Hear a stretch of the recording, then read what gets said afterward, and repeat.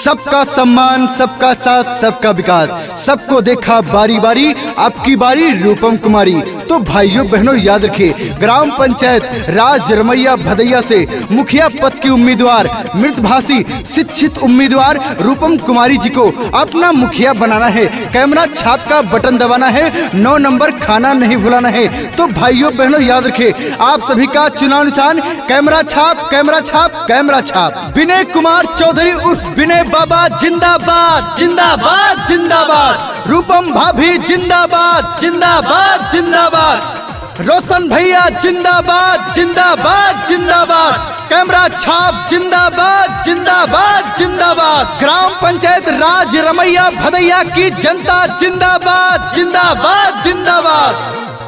मांगिले आशीष माँ के छू के चरनिया, छू के चरनिया, छू के चरनिया। मांगिले आशीष माँ के छू के चरनिया, दे दिया अपन मतदान। कैमरा छाप निशान, ए चाची सुना कैमरा छाप निशान। रूपम कुमारी के मतदान, ए चाची सुना कैमरा छाप निशान। जालिम कितना जुल्म करेगा सत्ता के गलियारों से। ग्राम पंचायत राज रमैया भदैया की गली गली गूंज रही है रूपम कुमारी जी के नारों से।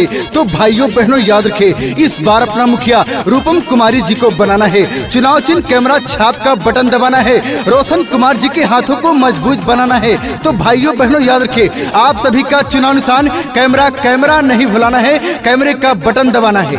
विनय कुमार चौधरी उर्फ विनय बाबा जिंदाबाद, जिंदाबाद, जिंदाबाद। रूपम भाभी जिंदाबाद, जिंदाबाद, जिंदाबाद।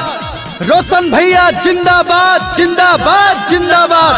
कैमरा छाप जिंदाबाद, जिंदाबाद, जिंदाबाद। ग्राम पंचायत राज रमैया भदैया की जनता जिंदाबाद, जिंदाबाद, जिंदाबाद।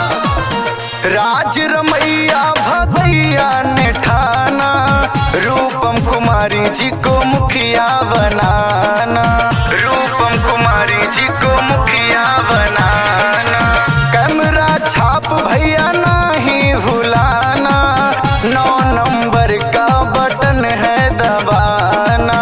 सबको है देखा अब कि इनको अजमाना, सबका यही है अरमान। कैमरा छाप निशान, ए भैया सुना कैमरा छाप निशान। रूपम कुमारी के मतदान, ए भैया सुना कैमरा छाप निशान। दादा ने ठाना है, दादी ने ठाना है, माताओं ने ठाना है, बहनों ने ठाना है, इस बार भूल नहीं जाना है। सिर्फ और सिर्फ कैमरे का बटन दबाना है, रूपम कुमारी जी को अपना मुखिया बनाना है। ग्राम पंचायत राज रमैया भदैया में विकास की गंगा बहाना है। तो भाइयों बहनों याद रखिए, अगर अपने क्षेत्र में बदलाव लाना है, सरकारी सुविधा का लाभ जन जन तक पहुंचाना है, तो रूपम कुमारी जी को अपना मुखिया बनाना है। कैमरे छाप का बटन दबाना है, युवा समाज सेवक रोशन कुमार जी के हाथों को मजबूत बनाना है। विनय कुमार चौधरी उर्फ विनय बाबा जिंदाबाद, जिंदाबाद, जिंदाबाद। रूपम भाभी जिंदाबाद, जिंदाबाद, जिंदाबाद। रोशन भैया जिंदाबाद, जिंदाबाद, जिंदाबाद। कैमरा छाप जिंदाबाद, जिंदाबाद, जिंदाबाद। ग्राम पंचायत राज रमैया भदैया की जनता जिंदाबाद, जिंदाबाद।